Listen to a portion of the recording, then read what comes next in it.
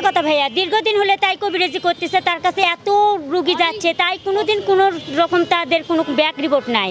এটা আমাদেরকে ষড়যন্ত্র করে আমার দুলাভাইয়ের উপরে চাপে দিছে। কারণ আমাদের পাড়ার ভিতরে একটা মনে করেন মতিনেকের সাথে আমাদের ক্যাসাল বাবা বিভাত আছে, সেটা নিয়ে ওরা এটা ষড়যন্ত্র করে আমার দুলাভাইকে ফাঁসিয়ে দিয়েছে। আর আমার বোনতে কেমন আমরা তো জানি, এত হাজার হাজার রুগী যাচ্ছে, তাদের কিছু হচ্ছে না, তাহলে এটার কেন মানে হলো? এটা আমি আপনাদেরকে আমি বলতেছি, যেটা মিথ্যে অভিযোগ দিছে, আর এটা সম্পূর্ণ মিথ্যে। আর এটা কেমন মানে হাজার হাজার রুগী আসতেছে, আর এটা কেমন করে করবে? আমি তো নিজে আমার মাথাও কাজ করতেছে না।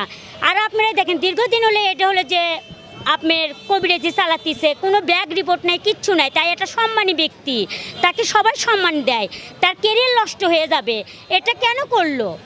আর ওই মেয়ে যদি ধ্বংসনই করতো, তাহলে হুজুর কি মানে ওখানে কি অফিসে বসতো? তাহলে পালে পালে বেড়াতো। আমি জানি আমার স্বামী আমার স্বামী পিছে অনেক, আমার স্বামী ডুবাতে যা করা লাগে মানুষ পিছে দেখে আসে। গত 4/5/2026 তারিখ মোহাম্মদ আলী নামে একজন ব্যক্তি থানায় এসিয়া অভিযোগ করেন যে তাহার নাবালিকা মেয়ে মাথা যন্ত্রণায় দীর্ঘদিন ভুগছিল।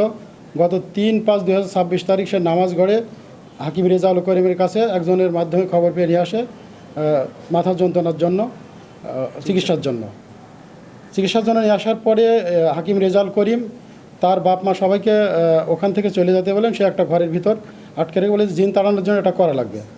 কিছুক্ষণ পরে মেয়েটা বের হয়ে আসে, কান্নাকাটি করে যে সে ধর্ষিত হয়েছে। এমন এজাহার পাওয়ার পরে আমরা মামলা রেকর্ড করি। রেকর্ডের পরে তাকে হাকিম রেজাউল করিম ধরার চেষ্টা করি। সে তার অবস্থান পরিবর্তন করছিল।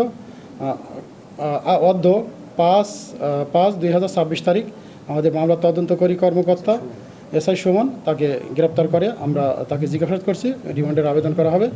মামলা তদন্ত করে সুষ্ঠু বিচারের জন্য তাকে আদালতে সোপর্দ করা হবে। প্রাথমিক তদন্তে সে জিন তাড়ায়, বিভিন্ন কবিরাজি চিকিৎসা দেয়, এমন তথ্য পাওয়া গেছে।